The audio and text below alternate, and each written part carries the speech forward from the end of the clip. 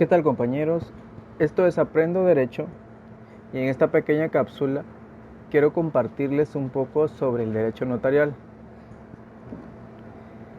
En sí es una breve introducción a conocer el derecho notarial desde puntos o aspectos que realmente son relevantes y son importantes para tener un mejor conocimiento o un mejor desarrollo al momento de entrar a conocer en específico cada uno de los instrumentos públicos. Sin más que decir, empecemos. Los antecedentes del derecho notarial. Para no hacer tan aburrido, tan cansado esta cápsula, solo enfaticé en dos aspectos. Uno, que el primer notario en América fue Rodrigo de Escobedo. Esto surgió desde la conquista de América. Y dos, que el primer escribano en Guatemala fue Alonso de Reguera. Y en el año 1524, Alonso de Reguera fue el que faccionó la primera acta notarial. Ahora vamos a desarrollar la definición del derecho notarial. El derecho notarial es la ciencia del derecho que estudia los principios, teorías, doctrinas, instituciones y normas que regulan lo relativo a 1. La organización legal de notario, 2. La función notarial y 3. La teoría formal del instrumento público. Si se dan cuenta, al definir el derecho notarial, tomamos tres elementos para componer su definición. Esto para tener una mejor comprensión sobre lo que más a futuro vamos a estudiar. Cuando decimos la organización legal de notario, tenemos que tomar en cuenta los requisitos habilitantes, los impedimentos, las incompatibilidades y las prohibiciones que tiene el notario. Cuando hablamos de la función notarial, tenemos que tomar en cuenta las teorías, las formas de la función notarial y las actividades o funciones que el notario ejerce al momento de realizar un instrumento público.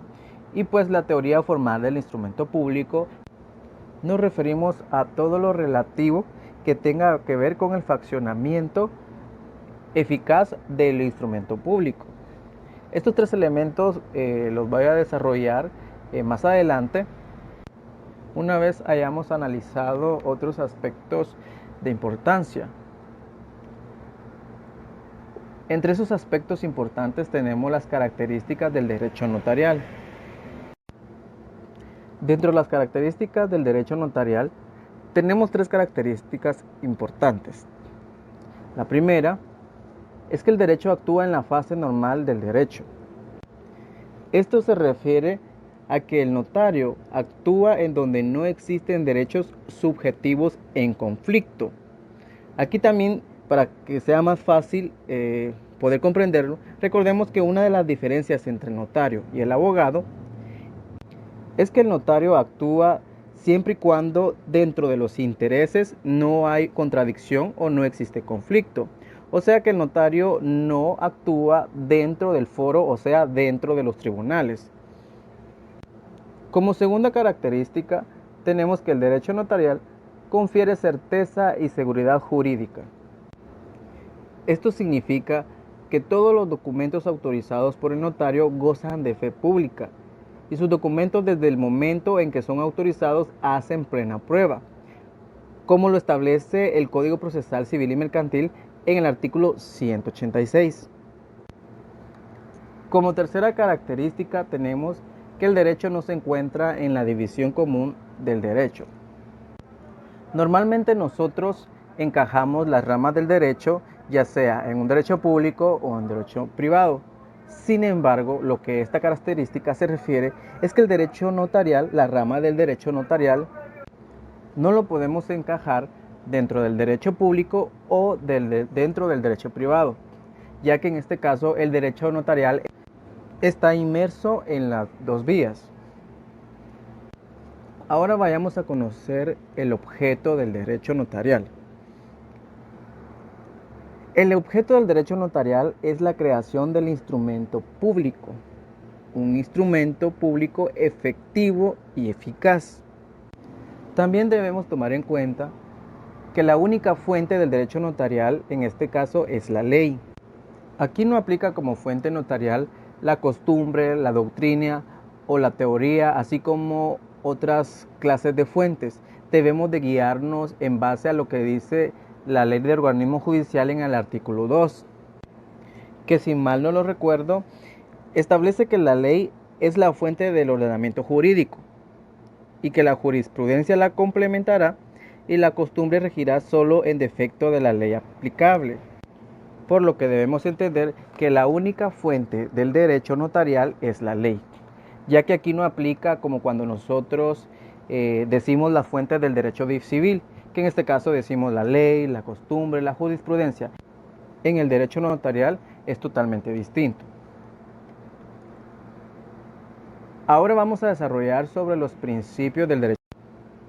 De los libros que logré estudiar, encontré estos 14 principios, que realmente no sé si hay más o son menos, pero estos 14 son los siguientes: la fe pública, la forma, la autentificación, la inmediación, la rogación, el consentimiento, la unidad del acto, principio del protocolo, de seguridad jurídica, la publicidad, el principio de unidad del contexto, la función integral, la imparcialidad y la extraneidad.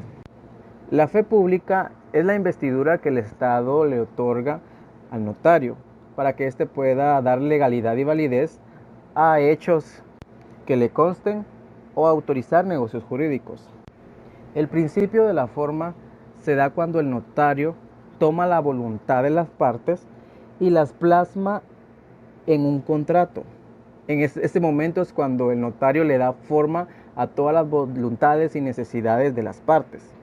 El principio de autentificación se refiere a que todo lo que autorice el notario con su firma es auténtico y no carece de legalidad. Por el principio de inmediación, debemos recordar que el notario interviene en todas las actividades de la creación de los instrumentos públicos entre las partes. Y el principio de rogación es el principio que establece que el notario no puede trabajar de oficio, que el notario necesita la rogación, o sea, necesita la búsqueda de una parte para que el notario pueda actuar. El principio del consentimiento establece que el notario, siempre y cuando todas las partes estén de común acuerdo. El principio de unidad del acto. Esto se refiere que en la creación del instrumento público, el notario debe, en un solo acto, iniciar y concluir con la creación del instrumento público. Del protocolo. Se refiere que el notario tiene a su cargo un protocolo en el cual resguarda o plasma los contratos o los instrumentos públicos. De seguridad jurídica. Este principio consiste en que el contenido de un instrumento público autorizado por el notario se tiene por cierto. Esto tiene mucha relación con lo que es el principio de la fe pública. El principio de la unidad del contexto. Este principio establece que no se permite que se le realicen cambios al código de notariado. Cualquier cambio que debe ser realizado expresamente dentro del mismo cuerpo legal y no mediante reformas tácitas. El principio de la función integral significa que el notario debe realizar por completo todas las gestiones que su trabajo conlleva, como por ejemplo dar los avisos notariales de traspaso al catastro y al DICABI en los casos de compraventa o contratos traslativos del dominio. El principio de imparcialidad. Este principio establece o consiste en que el notario no debe de tener interés por ninguno de las partes. O sea que en este caso el notario no debe velar solo por una parte, sino que debe velar por el derecho de todas las partes, ya que debemos recordar que en este caso, a diferencia del abogado, el notario no tiene que estar de lado o a favor de ninguna parte. Ahora el principio de extraneidad. Para entender mejor este principio, podemos ir a verificarlo en el artículo 77 del Código Notariado, que establece que al notario le es prohibido autorizar actos o contratos a favor suyo o de sus parientes. Con esta información, debemos entender como referencia que este principio consiste en que el notario debe prestar su servicio profesional solamente a extraños y no a sus parientes. Todos estos 14 principios que les mencioné son importantes y es de suma interés que nosotros conozcamos y sepamos de ellos. Sin embargo, el principio de la fe pública es un poco más amplio y tenemos que tener cierto conocimiento más amplio también nosotros, por el cual vamos a entrarlo a conocer un poco más a fondo. Ya sabemos que la fe pública es un principio del derecho notarial.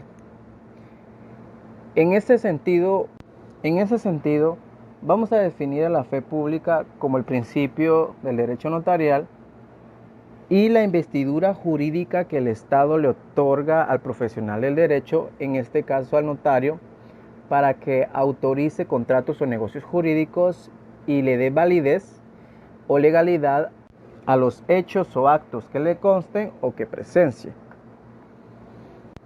El principio de la fe pública lo encontramos regulado en el artículo 1 del Código de Notariado, que dice: el notario tiene fe pública para hacer constar y autorizar actos y contratos en que intervenga por disposición de la ley o a requerimiento de parte. Teniendo ya la definición de la fe pública, vamos a pasar a las clasificaciones de ella. La fe pública se clasifica en fe pública notarial, registral, judicial y legislativa. La notarial, pues en este caso, es la que nosotros estamos conociendo. La registral es aquella que poseen los registradores de los determinados registros. La judicial es aquella fe pública que posee el secretario de los órganos judiciales. Y la fe pública legislativa, que es la que ostenta el organismo legislativo en la creación de las leyes. Ahora vamos con las características de la fe pública. Una es que es indivisible, dos, que es indelegable, tres, que es imparcial. Cuando se dice que la fe pública es indivisible, se refiere en este caso a que la fe pública no se puede dividir. Cuando dice que es indelegable, a que el notario no puede transferirle su fe pública a otra persona para que haga valer o autorizar contratos. La fe pública se tiene únicamente para ese notario, inicia con él y termina con él. Y cuando se habla de la característica de la imparcialidad, se refiere a que el notario no puede inclinarse a favor de nadie. Recordemos también que esta característica de la fe pública es un principio del derecho notarial. Ahora regresemos otra vez a la definición del derecho notarial. Recordemos que al principio definimos el derecho notarial y le agregamos tres elementos, que es la organización legal del notario, la función notarial y la teoría formal del instrumento público, que son los elementos que voy a tratar de compartirles en este momento, ya que realmente cada elemento es muy amplio, por lo que yo tomé lo más relevante y lo que conforma a este elemento. En este caso, cuando nosotros hablamos de la organización legal del notario, debemos de tomar en cuenta al notario los requisitos habilitantes, los impedimentos, la incompatibilidad, las prohibiciones y las responsabilidades. El notario es el profesional del derecho investido de fe pública por el Estado para hacer constar actos y autorizar negocios jurídicos o contratos en que intervengan por disposición de la ley. Los requisitos habilitantes son aquellos que el notario debe reunir, que debe poseer para que éste pueda ser notario. Esto los encontramos en el artículo 2 del Código de Notariado, dentro de los que establece que debe ser guatemalteco natural, mayor de edad, del estado seglar y domiciliado en la República. Haber obtenido el título facultativo en la República o la incorporación con arreglo a la ley. Haber registrado en la Corte Suprema de Justicia el título facultativo o de incorporación y la firma y sello que usará con el nombre y apellidos usuales. y ser de notoria honradez. Estos 4 requisitos son los que establece el Código de Notariado en su artículo 2. Recuerdo que cuando yo recibí el curso de Derecho Notariado, mi catedrático me indicó que a estos requisitos debía agregarle también el requisito de ser colegiado activo, con fundamento en el artículo 90 de la Constitución Política de la República de Guatemala. Los impedimentos los encontramos regulados en el artículo 3 del Código Notariado y las incompatibilidades las encontramos en el artículo 4. Debemos conocer la gran diferencia que hay entre los requisitos habilitantes, los impedimentos y la incompatibilidad. Cuando nosotros hablamos de requisitos habilitantes, tenemos que tomar en cuenta de que en este caso la persona aún no es notario. Y en el caso de los impedimentos, tenemos que tomar en cuenta de que la persona ya es notario, sin embargo, no puede ejercer como notario. Tiene que realizar un proceso de rehabilitación para que éste pueda actuar como notario. Y cuando se habla de incompatibilidad, se refiere a que en este caso la persona ya es notario, pero por realizar ciertas actividades que establece el Código de Notariado, no puede realizar las actividades libremente como notario. Una vez y cuando ya haya desistido de sus actividades, podrá actuar libremente como notario. En este caso no se necesita hacer un gran procedimiento para actuar como tal. Ahora nos vamos con las prohibiciones del notario. En este caso, recordemos que se toma al notario como un funcionario público, que en este caso el notario solo puede hacer lo que la ley le dice que puede hacer. Por lo tanto, le es prohibido al notario hacer cosas que no estén establecidas en la ley, o bien hacer cosas que la ley le haya prohibido al notario. Para tener en cuenta qué es lo que tiene prohibido el notario con más facilidad, podemos irnos al artículo 77 del Código de Notariado, en el cual establece circunstancias que le es prohibido autorizar al notario. Por ejemplo, autorizar actos o contratos en favor suyo o de sus parientes. Extender certificación de hechos que presenciare sin haber intervenido en ellos por razón de oficio, solicitud de parte o requerimiento de autoridad competente. Usar firma o sello que no estén previamente registrados en la Corte Suprema de Justicia.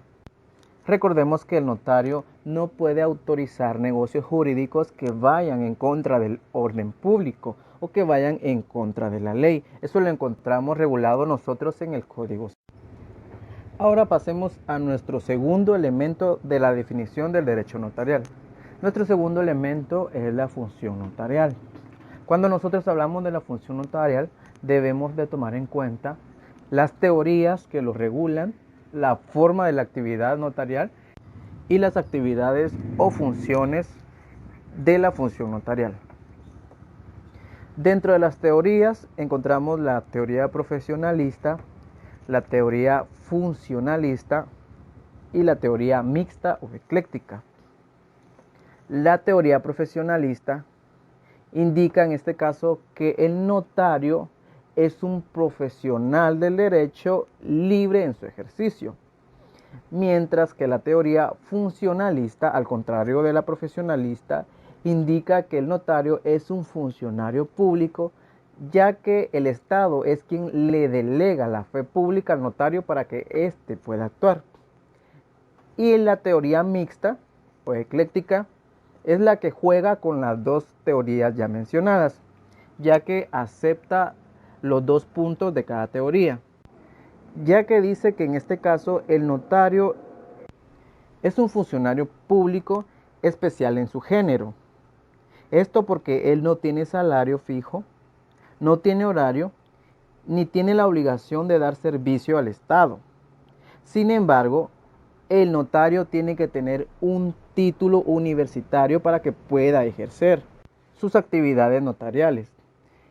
Además de ello, la teoría ecléctica es la que se aplica en Guatemala. Ahora vamos con las formas de encuadrar la función notarial. Los estudiosos del derecho, según los libros que leí, Clasifican las formas de encuadrar la función notarial en tres vertientes. Una de ellos es dentro de la actividad del Estado, la otra es que es dentro del ejercicio de la profesión liberal y la tercera es que es un sistema mixto. La primera establece o indica que el notario actúa dentro de las funciones del Estado, únicamente dentro de las funciones del Estado, mientras que la segunda, o sea, en el ejercicio de la profesión liberal, establece que el notario es libre de ejercer su actividad como a él mejor le plazca. Y en este caso, en Guatemala se aplica el sistema mixto, ya que recordemos que el notario puede realizar sus funciones con el Estado, dando ya sea asesorías o consultas. Además de ello, también ejerce su actividad libre. Ahora vamos a las actividades que el notario desarrolla en su función notarial. Y estas son las siguientes. Está la función receptiva, la función asesora, la función modeladora, la función legitimadora, la función preventiva y la función autenticadora. La función receptiva se da cuando el notario escucha o pone atención al cliente cuando éste le expresa sus voluntades. La función asesora se da cuando el notario orienta al cliente sobre el negocio en particular, o sea, le da las condiciones o los beneficios. Más que todo, le explica el negocio que se va a plasmar dentro del instrumento público. La función modeladora se da cuando el notario plasma la voluntad de las partes en el instrumento público. Recordemos que esta actividad del notario también es un principio del derecho notarial y una característica del derecho notarial. La función legitimadora se da cuando el notario legitima, o sea, establece si las partes son quienes dicen ser los titulares del derecho. La función preventiva es la que se da cuando el notario avisa o prevé cualquier circunstancia que pueda afectar los derechos de las partes o que pueda sobrevenir en el futuro, previniéndolas para que éstas no puedan sufrir de daños. Y la función autenticadora se da cuando, en este caso, el notario firma el instrumento público, dándole legitimidad, validez y legalidad al negocio jurídico o ya sea al acto que esté haciendo constar en el instrumento. Ahora entremos a analizar el tercer elemento de la definición del derecho notarial, que es la teoría formal del instrumento público. Cuando nosotros hablamos o nos referimos a la teoría formal del instrumento público, tenemos que tomar en cuenta aspectos como el documento, que es el documento, las clases de documento, el instrumento en público en sí y las clases de instrumentos públicos que el notario facciona o autoriza, así como las obligaciones previas y posteriores. Por ser muy extensa este elemento, únicamente vamos a analizar lo que es el documento y el protocolo.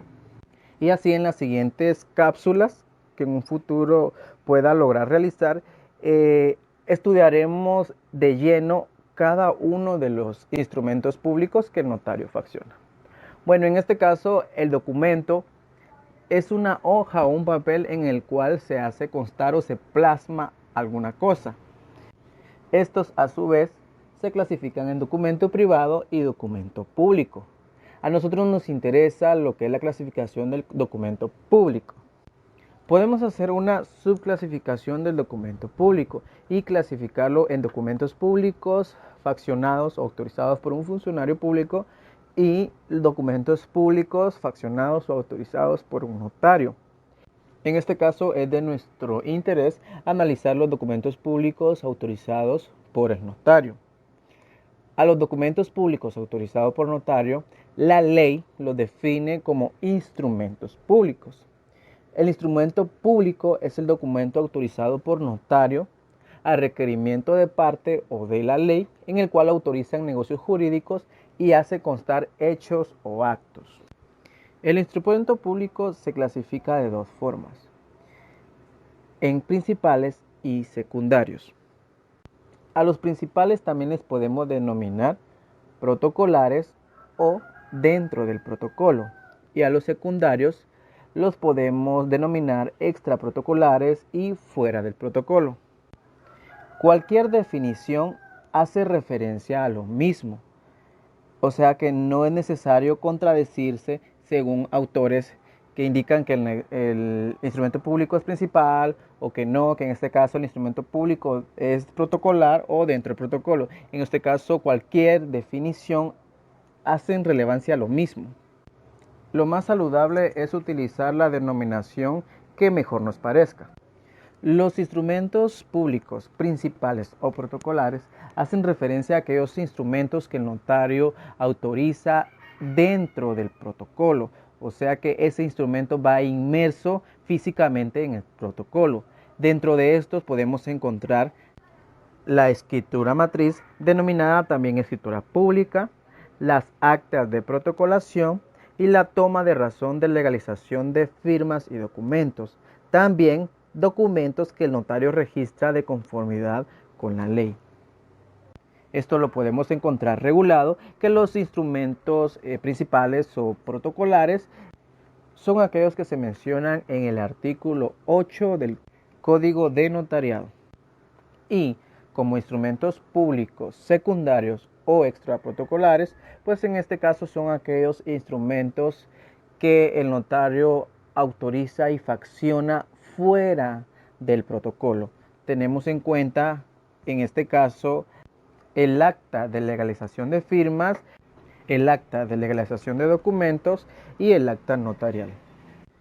Entonces tomamos en cuenta que los principales son aquellos que están dentro del protocolo y los secundarios son aquellos que están fuera del protocolo.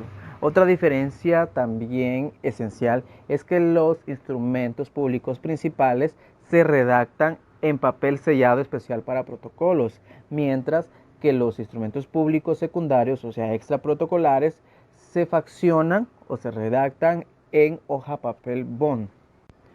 Ahora que ya sabemos la definición del instrumento público y ya sabemos cómo se clasifica el instrumento público, debemos de recordar y tomar en cuenta lo que es el valor del instrumento público, ya que el Código Procesal Civil y Mercantil a los instrumentos públicos les da el valor de prueba preconstituida, ya que estos, al ser otorgados por el notario mediante la fe pública, tienen eficacia, seguridad y certeza jurídica, siempre y cuando el instrumento público no carezca de validez, ya que en este caso la parte contraria o la parte interesada puede impugnar el instrumento público autorizado por el notario, ya sea por nulidad de fondo o por nulidad. Ahora vamos con el protocolo. El protocolo es la colección ordenada de escrituras matrices, actas de protocolación, razón de legalización de firmas y documentos que el notario registra de conformidad con la ley. Esto lo encontramos regulado en el artículo 8 del Código de Notariado. Otros aspectos que debemos conocer que tienen relación con el protocolo es la apertura, el cierre, el contenido, los avisos y el depósito. De forma doctrinaria, a mí en la universidad me enseñaron que hay dos momentos de la apertura de protocolo, y es la apertura fiscal y la apertura legal.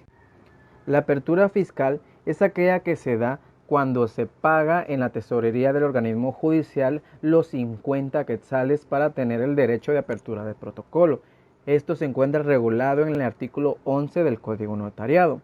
Y la apertura legal es aquella que se da cuando el notario facciona el primer instrumento público. Eso lo encontramos regulado en el artículo 12, que indica el protocolo se abre con el primer instrumento que el notario autorice, el que principiará en la primera línea del pliego inicial. El cierre es aquella situación o fase que se da en este caso cuando el notario dejare de cartular. De igual manera lo encontramos regulado en el artículo 12 del Código de Notariado. Este artículo también nos establece que al momento de realizar nuestra razón de cierre, debemos indicar en ella el número de escrituras matrices, el número de razón de legalización de firmas, así como también el número de actas de protocolación autorizadas por el notario. El contenido del protocolo. El contenido del protocolo nos hace referencia a los instrumentos públicos que el notario autorizó, también a la razón de cierre, al índice y a los atestados. Los avisos son una obligación que el notario debe realizar al vencimiento de cada trimestre, indicando el número y fecha del último instrumento público autorizado o cancelado. Ahora hablemos del depósito del protocolo. Recordemos que el Código de Notariado establece que el notario es el depositario del protocolo y responsable de su conservación, por el cual no puede ser extraído del poder del notario sino solo en los casos previstos por la ley. Sin embargo, existen causas por las cuales el notario puede depositar su protocolo en alguien más.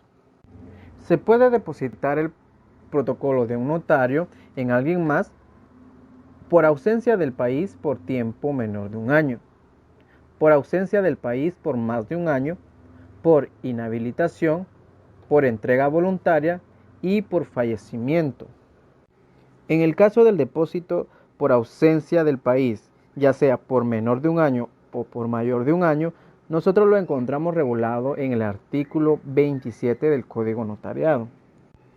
En el caso de la causal de depósito del protocolo por inhabilitación o por entrega voluntaria, lo encontramos regulado en el artículo 26 del Código de Notariado. Y en el caso de que se dé la causal de depósito del protocolo por fallecimiento, lo encontramos regulado en el artículo 23. Atendiendo a esto, tenemos que tomar en cuenta que en este caso son 5 causales de depósito del protocolo. Una, por ausencia del país por tiempo menor de un año. 2, por ausencia del país por más de un año. 3, por inhabilitación. 4, por entrega voluntario. Y 5, por fallecimiento. Hemos concluido con la cápsula el día de hoy. Espero que les haya gustado y que se puedan servir un poco de esta información. Así también quiero recordarles que este análisis solo es breve, ya que el derecho notarial, su introducción es muy amplia. Sin embargo, estos aspectos son los mínimos que debemos de conocer para tener un conocimiento y para poder desarrollar en sí los instrumentos públicos y las actividades que el notario desarrolla. Así me despido de ustedes y nos vemos en la próxima cápsula.